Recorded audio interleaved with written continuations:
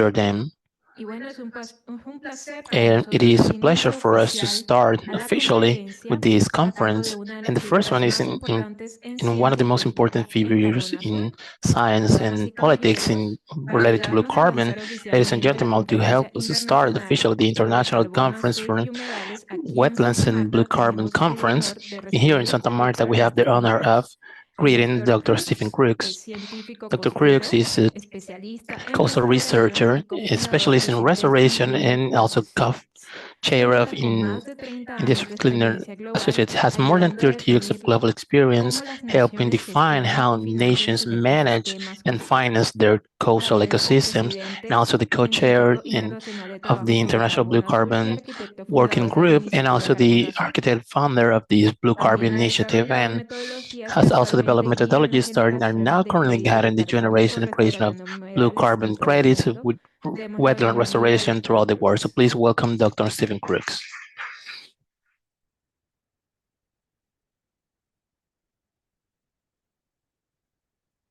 Good morning, everybody.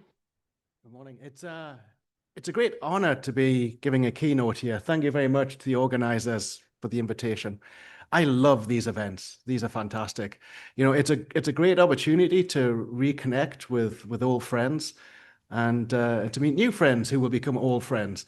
You know, as they say in the Hotel California, once you get into blue carbon, you can never leave. And so we will be working together for a long time. Now, if we can get the first slide, please. I'm going to give kind of a general overview of maybe the status of blue carbon and really look forward to how you're all going to delve in and do the hard work on a lot of the technical aspects.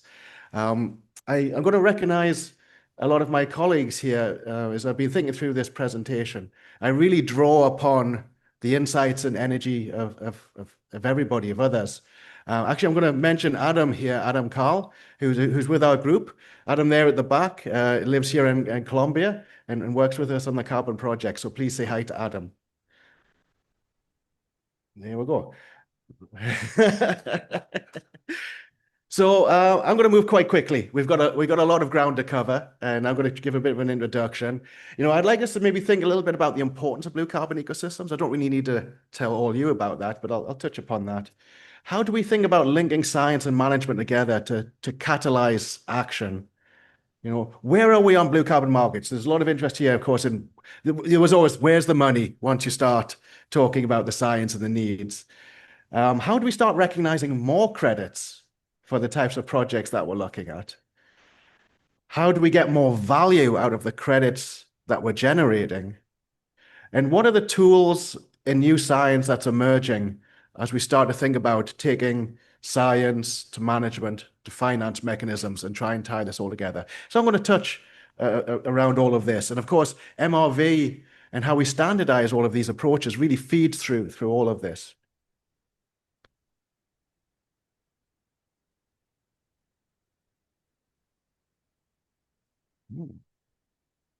Should I just be clicking this one button? Let me try another. Thank you. That's it. So many countries are now working on developing their own blue carbon initiatives and agendas. This is great to see. Here we are in Costa Rica, which Costa Rica has launched its own blue carbon roadmap. Now, there's a lot to take away from this, and it's, you know, reach out to your Costa Rican friends. You know, I think one of the key messages that I found here was it was so important that they have key people in the right places. Somebody motivated on the wetland side, somebody in the greenhouse gas inventory that wanted to bring wetlands in, the right NGOs, the right partners coming together to share knowledge. And so Costa Rica has made great progress. Panama is making great progress. So the importance of events like this where we can share knowledge. Here we are. That's Jorge there, who's working on a restoration project. And it's coming along very nicely, which then feeds into the Blue Carbon Action Plan that they've developed. So really good top to bottom activities. So we can see more of that. And that requires good data, good MRV. Next slide, please.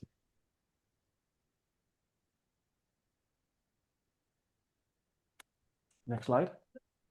Okay, thank you. There we go. Thank you.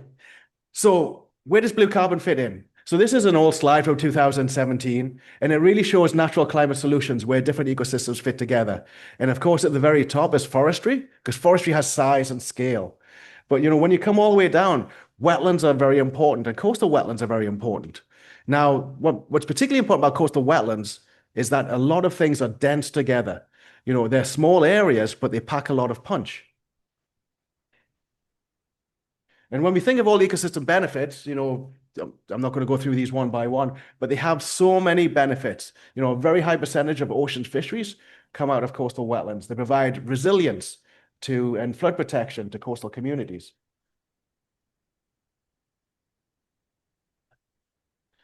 Now, carbon, people say, oh, you're always thinking about carbon. But carbon is actually a really nice metric because it really reflects a lot of what you see in the ecosystem. It reflects the structure of the trees. It helps to build the soils. Carbon flows through the environment. It feeds and supports the ecosystem in terms of fisheries, for example. Now, these fish here, oops, if you could go back, those fish are the same age. The difference between the fish, if we could go back one slide, the difference between the fish is that the fish on the right were grown in a channel with wetlands. The fish on the left were grown in a channel without wetlands. And so not only do you get more fish because of the presence of wetlands, you get bigger fish. And so when we're restoring the ecosystems, it's really important to link all of these things together because they're critically important in providing ecosystem services. As they say in South Carolina, North Carolina, no fish, no wetlands, no seafood. Now, when we think about the carbon stocks, I mentioned these are very dense systems, very dense carbon stocks. Most of the carbon is below the ground. So even when you see these huge, tall trees, and you think, oh God, a lot of carbon there. There is, but most of it is in the soils. And here we see an example from colleagues in Belize, coring through peats and mapping out the carbon stocks there. Thank you. So we've been building this blue carbon activities over the last 15 years now. And the way that we've approached it, which has become thousands of people, is really take a very vertical and horizontal linking through from high-level engagement with policy people, firstly at the UNFCCC, and then more into the biodiversity and other frameworks, all the way down through national level government, down to working with communities and carbon project development. Now, through all of these processes, you need standardized methods so that we're all comparing apples to apples or Abyssinia to Abyssinia. We worked on developing guidance for the IPCC so that there's now standardized approaches for greenhouse gas inventories and bringing coastal wetlands into it. Standard approaches for carbon markets were developed, and those are out there. The Blue Carbon Initiative developed standard sampling protocols so that we can all compare these numbers together. So please share discussions with your colleagues and compare apples to apples as you're doing your research. Now, for those working in the coastal management side, when we began restoring wetlands, maybe 50, 60 years ago in some parts of the world, the idea was just to try and bring back some of the ecosystem services. And as we got a bit better, we realized, you can't just have plants, you need to have fish, you need to have birds. Our knowledge started to grow and we developed good practice for how to restore wetlands. And then we started making it more complicated. It's not just restoring wetlands. We need functional landscapes that include people, that include ports, that include development, so that we have these multifunctional landscapes. And that's complicated enough. And then we start saying, well, now you're doing that. You have to adapt to climate change. We have to think about how things are going to change into the future. And then we started saying, well, now you need to think about carbon management as well. So we have to think about climate mitigation in there. So we've been making these things more and more complicated. And luckily, the communities continued on to try and develop these projects. But really, the good news is if you can restore a good quality ecosystem, you're doing both good for adaptation and on the mitigation side. And of course, when we're working in coastal systems, we have to think about sea level rise. When we look around the Caribbean, for example, we have areas with different levels of vulnerability and capabilities to respond to sea level rise. If you're on the Yucatan Peninsula, there's gradual slopes where mangroves will migrate upslope. If you're in the Guyanas, then this vast amount of sediment comes along the shoreline, which can help build those marshes and mangroves up to responding to extremely high rates of sea level rise. But if you're on the island nations, you may have neither of those. And so you got more vulnerability. There may be more transitions to seagrasses from mangroves. And so each area needs to be looked at differently. And you need to understand the process that you're dealing with. And that, of course, feeds into climate change mitigation strategies, adaptation strategies, but also within carbon markets, because the ideas of permanence and longevity is a really important concept when you're thinking about developing carbon finance mechanisms. Now, where are carbon markets? So here is a slide. This is a very useful study that just came out a couple of weeks ago. And there are right now, the first methodologies came out in around about 2014. Right now there are 94 projects listed across a range of standards, which is pretty good going. But most of those are still in development. It reflects the complexity of working in coastal ecosystems. Only 19 have reached market so far. 70% of them are under Verra. Verra is the big dog in the game when it comes to carbon markets. They're very rigorous, but also very exacting and very time consuming when you're going through the process. Almost all of the projects are mangrove projects. There are some salt marsh projects and some seagrass projects, but the mangroves are most attractive because of the greater carbon stock, the greater need in the tropics, and also the easier financial returns as part of that.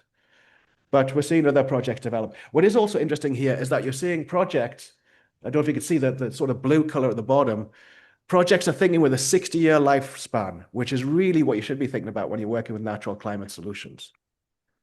Next slide, please. Where are these projects? It's still only a few countries where these are being initiated. Colombia being one of them, so it's great to be here. And but India, China, the US, Mexico, there's really still a huge need to expand what's happening. Mostly when we work, we do a lot of due diligence for projects and help them along. Still more than 90% of projects don't make it to the end for various reasons, and I'll get into that. And so we need to help build this kind of pipeline and help groups move forward along. Here's the growth of credits which have been issued. Most projects on average are around about 3,000 hectares in size. So we need to work, and I'll get into some of the complexities. Really the value, the size of the credits is skewed by one large project, which is in Pakistan, which is the first phase of that project is 220,000 hectares in size, which will be soon, hopefully, double of that. Next slide, please. And here is that project. Here you could see, here you have an area which was denuded by human activities in the past in bringing back nearly 1 billion mangrove trees. Now, it's made a bit simpler because of the stakeholder really is the government. And so there's a lot that can be done. But it really is a long-term thinking process where you have to think about how is the entire delta going to respond to sea level rise, and think of the mangroves as a moving train across that landscape. As sea level rises, moves into the desert, you lose mangroves at the bottom end. And there's all the communities who are living there amongst this. So I mentioned, there's only 19 projects right now across all of those standards. More than 50% are projects in planning. 14% are projects which have ceased to be. And why is that? Well, part of the reason is that standards, methodologies are always improving. They're becoming a bit more complicated each time. And so some of the early methodologies like the CDM, mangrove methodology, they're no longer valid. And so the project has to step up in its level of technical capabilities to continue to move forward. And that's where we as a community can be there to help these projects take on some of this additional burden and get their knowledge within the project teams so that they continue to work. 58% of projects are still in the pipeline, which reflects the complexity of developing these projects. They do need help. They have financial help because nobody has the money at the beginning. The money comes in when you get the credits, which could be 8 years down the line. They need help with understanding the science and the baseline conditions. So really, the more that governments can do, philanthropy can do, universities can do to help set understanding of existing conditions, the more likely we're going to have projects move forward.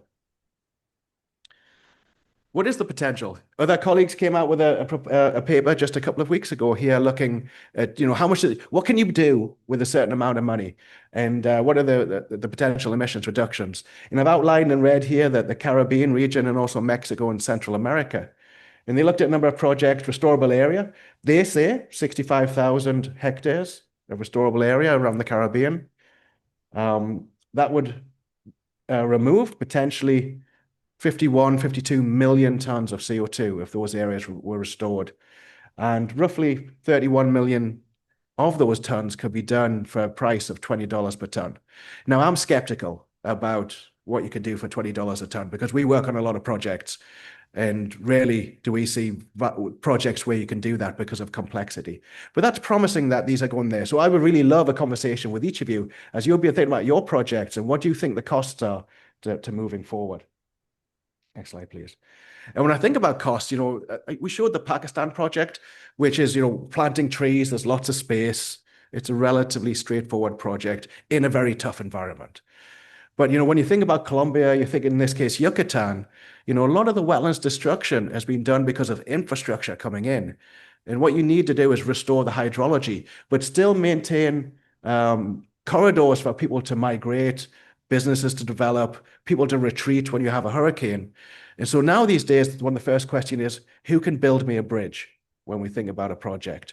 Who will finance a bridge? And so now we're really needing to think about, how can we get the most out of carbon credits? They're not going to cover bridges. So we need blended finance mechanisms. Who can we partner with? How do we bring those partners in at the very beginning? Where are the development banks? We should be talking to the development banks. We should be talking to government.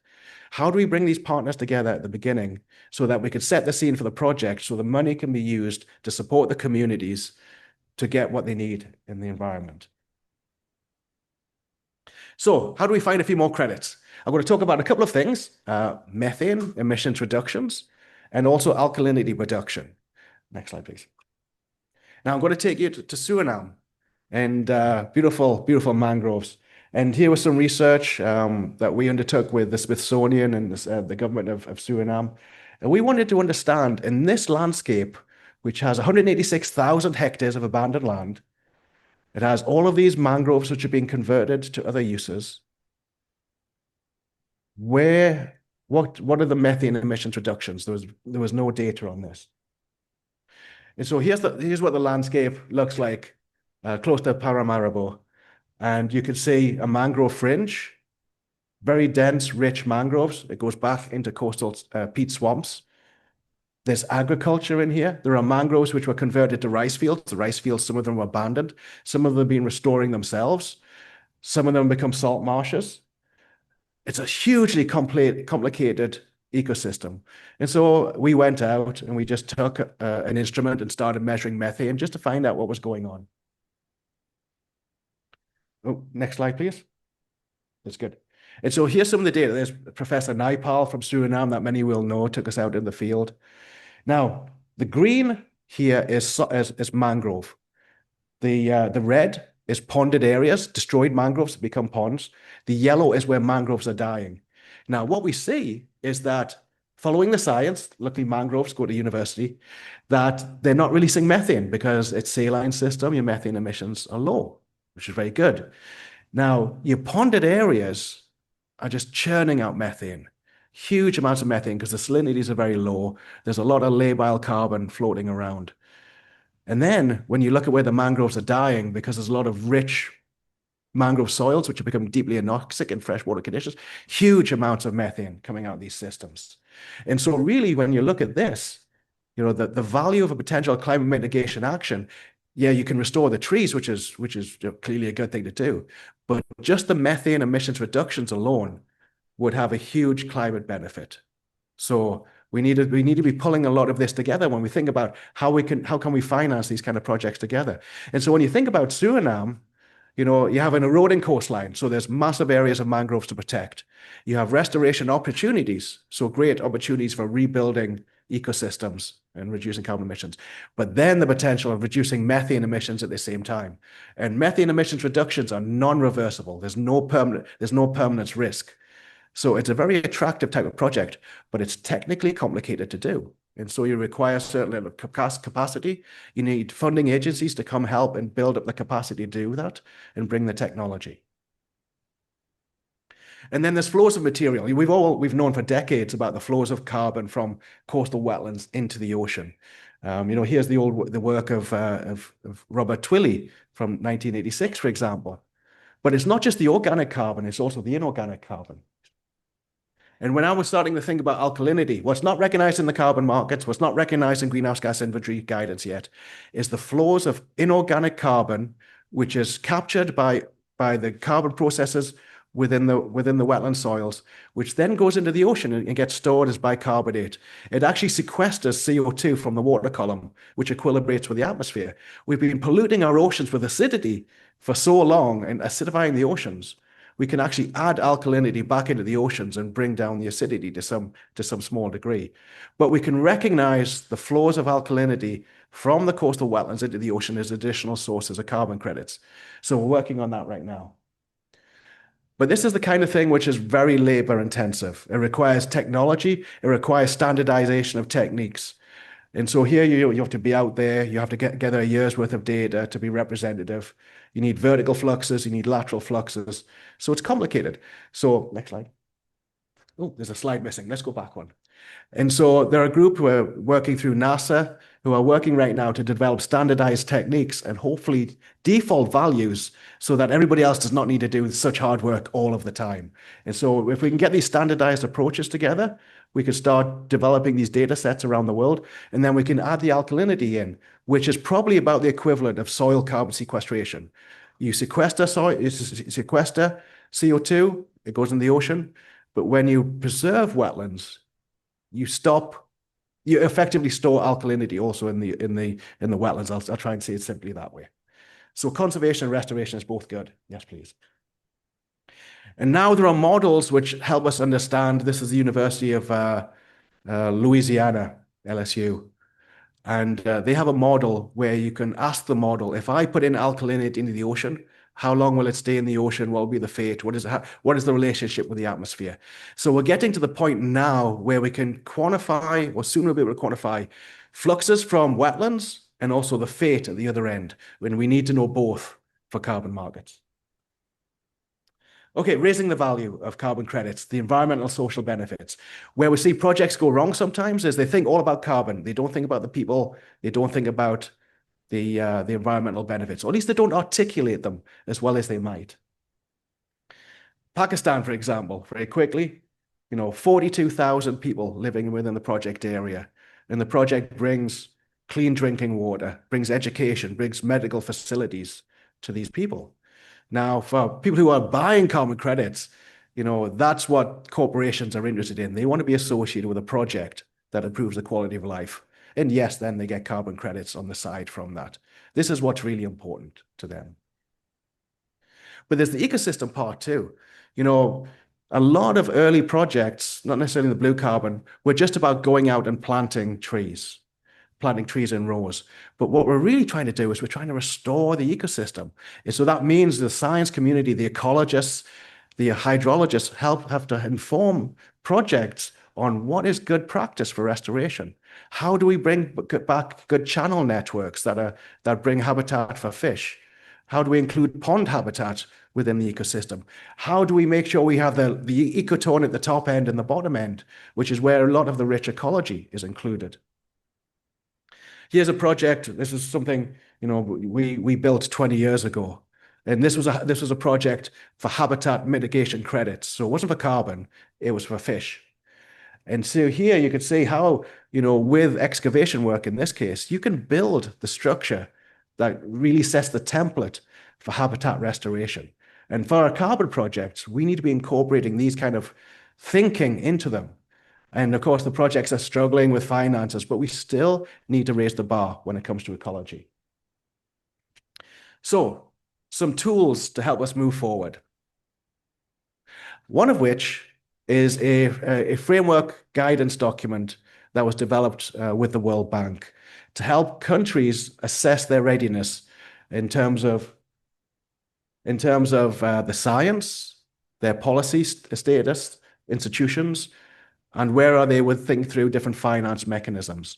So if you're working with a country, the World Bank was in Belize just recently doing this, various African countries. It's a really nice way to look at how your country is doing and assess where are your strengths, where are your weaknesses, what can you be working on so that everything comes together coherently to advance moving forward. TNC have been developing a calculator, which hopefully, I think it's going to be launched at in Climate Week in New York next month. Now, this is a tool that's open to the community. It's based upon a number of projects to help set the scene. But it's as you're thinking through what would be the cost of your project and what would be your revenue generation, this is the calculator for you. So that it'll be web-based. You can plug in your information. It provides a consistent structure so that you can work through it and provide an assessment of everything you need to think about, hopefully, touch wood, for your project development. So I recommend looking to this when it comes out at the end of September. Another important resource when we think about, data management is, we collect data in a standardized way. There's a resource at the Smithsonian Environmental Research Center, and Hannah's here somewhere, and she can tell you a lot more about it. And here, data is curated and permanently saved. Everybody who provides data into it gets a DOI. So the authors are recognized as the owner of the data. So it's effectively a publication for everybody that provides their data. You can control how it's accessed, but it's a hugely important resource. There are now 17,000 core data points from around the world. And here you can see the number of points that we have within the Caribbean LAC region. It's some, but we need a lot more. And so more data needs to be collected.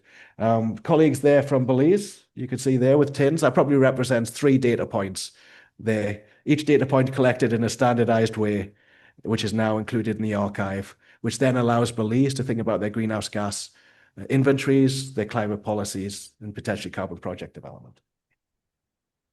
And this is a video, if you could press this. Now, something I'm really excited about for biomass mapping is the use of drones. Because one of the challenges, as was mentioned this morning, is, when you do individual plots, how well can you actually stratify that across a landscape? And so when you look at the images at the bottom, most mangroves are really complicated. I think you need to go out of the presentation and put the video on. Most mangroves are really complicated. And so when you're running individual plots, do they really capture what's going on? But now the technology within the last year has exploded when it comes to drones, so that anybody that has a drone, they can just launch it. Companies will provide, all the software to map it across the landscape. It provides a 3D structure of your mangrove. And not only that, you can geotag individual trees. So you can identify which trees are in the baseline, which ones are new trees.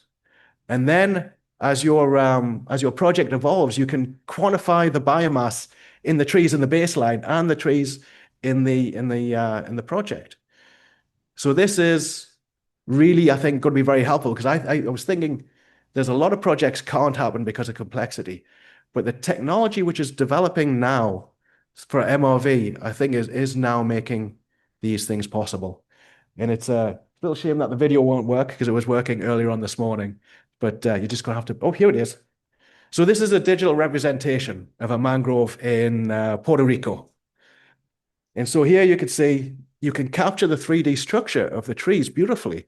As they fly by, it's like a Tesla going by, you can see the structure. So you can measure very accurately the biomass. But at the same time, you can tag individual trees and you can track them through time. And it's a relatively inexpensive way. The challenges right now is the distance that drones can fly.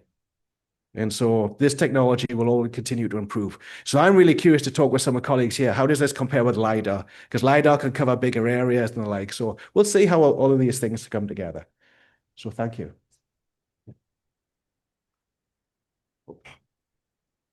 And so some final thoughts. I didn't put into here the importance of standardized approaches, which of course I should, because that's really important. And that's what this conference is about. But, we need to get going on many of these things. And so don't let the perfect be the enemy of the good. We can always continue to improve as we go along. That's always been the blue carbon philosophy. Use the best existing data, draw upon the coastal carbon network and other resources. They're there to be helpful. Build networks like this. These are fantastic learning and sharing experiences, and we'll continue to share knowledge as we go forward. Hold expert working shops, engage with groups like the IPCC. Improve knowledge over time, data becomes better and better, and align and help agencies align their climate mitigation goals, their natural working lands goals, so that we can link together development aspirations with conservation aspirations and our climate aspirations. And with that, I'll leave it there. Thank you for your time. Yeah. And do we have 2 minutes for discussion? Oh, thank you. How did you know? Very much. Gracias. So, any questions from the audience or online?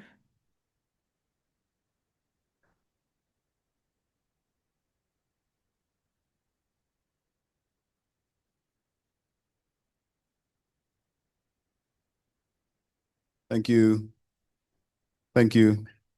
Jared Best, question regarding the slide that showed the various countries in which you have accredited projects. You mentioned that our host country, Colombia, is to be credited and acknowledged for being one among those countries. But I noticed that it seemed from what I saw on the slide to be the only country from this region that was on that list. Is that true, first of all? And secondly, what can countries from this region do to become part of what's happening and to become accredited and to have more countries from this region appearing on lists like that? Yeah, thank you. Great question. I think that's true. If others know of other projects, so the projects which were included in that study, which were ones which have officially put in notice into the registries that they are moving forward. So there may be other projects in the planning which are still flying under the radar, and there's a lot of those. What can countries do? Building standardized techniques and data sharing, just as we've talked about here. I think really going back to the World Bank report and that readiness framework is a really great place to start to get an assessment of where things are, from top to bottom, looking at your science, your institutional arrangements and policy, and your finance mechanism, because it helps provide a framing context for how the government can be operating. A lot of projects really struggle getting to and through the feasibility stage. There are a number of groups out there. Where one, Fair Carbon here has, and we'll hear more about it, I think, today or tomorrow. They have an accelerator program so that those with ideas can get some seed money to really start developing their business model. And I think those kind of accelerator programs are going to be so critically important to helping get groups off the ground. So that is one of the things that is lacking there. What else can be done? Government organizations, other groups can help build the science programs, which really set the ground so that others can come in. It's very difficult for a project developer who's probably got no money to build out all of the science within a country. Suriname is an example where this is a real struggle, even though there's huge opportunities. Now, if others can come in and help set the scenes, it then provides a firm foundation for them to move forward. So maybe those are the kind of things. But I would start with the World Bank and also look at accelerators to get things started. Hello, everyone. Hello, Steve. Hi. First off, I'll say great presentation. Thank you. Has information that I'm thoroughly interested in. One in particular is the drone mapping. First, I'll start off with, most of the stuff surrounds baseline data. So how did you tell, or the individuals tell, the species? Was it by some sort of spectrometer readings of the chlorophyll in the leaves, or was it maybe ground truthing they went to actually identify the trees? It's more of the latter. So the trees, the drones take a 3D structure of the trees. So it can tell very readily the difference between Abyssinia and Rhizophora. So it's good there. So in a relatively uncomplex setting, the drones will automatically detect it. And that's trained by machine learning and now increasingly artificial intelligence approaches. It's not really good enough yet that I'm aware of to tell between different species of Rhizophora, for example. But it'll give you the basics. And then it will just develop its own allometric equations around the structure of the trees and relate that back to biomass. I was actually going to go there as well. Yeah. I think I was trying to associate it with our forests in Jamaica. It's very, very dense. Sometimes difficult to go through when we want to do studies. Yeah, exactly. I think that will be the limitation, or one of the limitations of this technology is as you get into really complete cover, we need to find ways that it can operate there, but that might not be possible. The next thing I'll ask now is you spoke about the software is available for persons who may actually have a drone presently. Yeah. How do persons contact any individual with respect to that regard? So there's a number of groups out there. This one in particular is called Coolant, and they're based out of San Francisco. And so just check out the coolant.earth.com website, and they'll have somebody there that you can chat to. Welcome. Okay. I'm afraid we have to leave it there. I'm getting the sign. Hola, Lorena Franco de la Fundación Natura. Quisiera saber si conoce Franco, algún país do you know o any países de la country región or what ya han countries in the incorporado la region have contabilidad de incorporated carbono dentro de sus estrategias carbon nacionales accounting in determinadas? their national strategies? Oh, very good. Well, certainly Costa Rica. I know that Panama has either done it or made progress. Colombia, I believe. Anybody here from Colombia? But I believe Colombia has been making great progress. Across the wider Caribbean, I'm not sure. Guyana and Suriname, I don't think so. I can't really say about other Caribbean countries. Panama, yes, for sure. Maybe we should have a workshop comparing notes on greenhouse gas inventories. And I think I should leave it there. Thank you all very much.